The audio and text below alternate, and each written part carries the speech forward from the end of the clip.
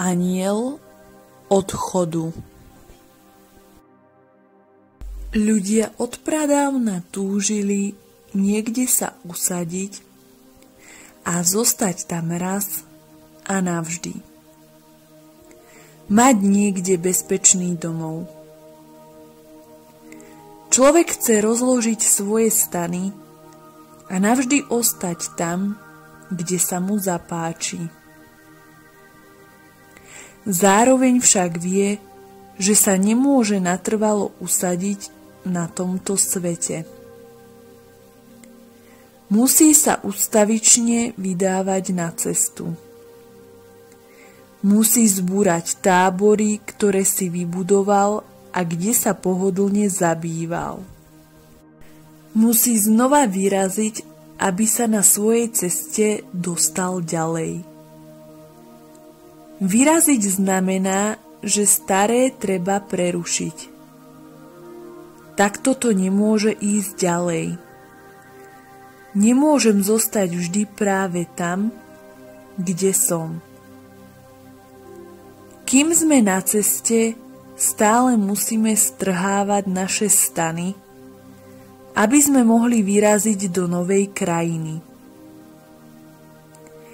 Každý odchod spočiatku naháňa strach, pretože to staré, dobre známe, treba strhnúť. A kým strhávam, ešte neviem, čo ma čaká. A to neznáme vo mne vyvoláva pocit strachu. No v odchode je zároveň skrytý prísľub niečoho nového, niečoho, čo tu ešte nebolo, čo ešte nikto nevidel. Kto sa nevydáva stále na cestu, toho život ustrnie. Čo sa nemení, stárne a kysne. Nové životné možnosti sa v nás derú na povrch. Podarí sa im to však až vtedy, keď sa strhnú staré vzory. Chceme sa usadiť tam, kde nás niečo osloví a dotkne sa nášho srdca. Každá hlboká náboženská skúsenosť nás zvádza k tomu, aby sme sa podľa nej navždy zariadili, aby sme sa pevne chytili niečoho, čo však nemôžeme zadržať. Boh sa nedá pevne chytiť. On je v podstate Bohom exodu, Bohom, ktorý nás stále napomína, že je čas odísť. Izraeliti majú z odchodu strach. V Egypte síce cítia útlak a neslobodu, ale už sa zmierili s cudzou nadvládou.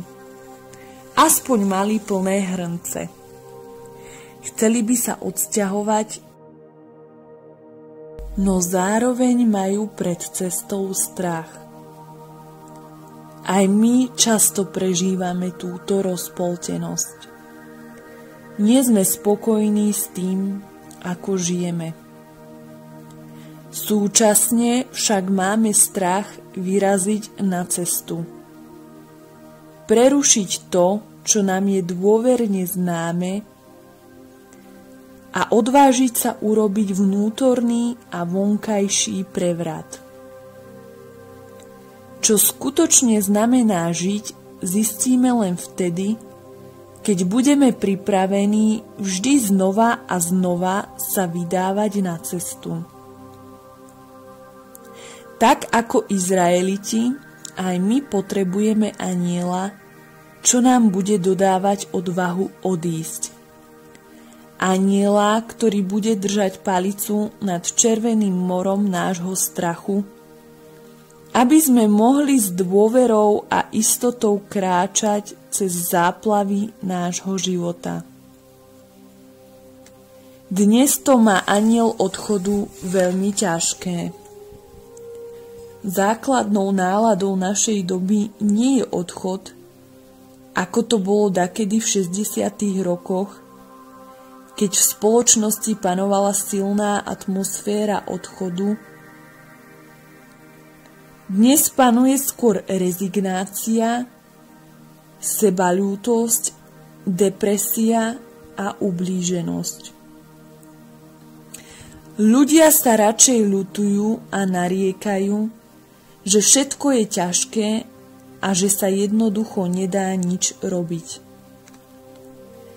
Preto práve dnes potrebujeme anjela odchodu, aby dal našej dobe nádej a umožnil nám odvážne sa vybrať k novým brehom, aby mohli rozkvitnúť nové možnosti spolužitia, nový spôsob zaobchádzania s prírodou a nová fantázia v politike i hospodárstve.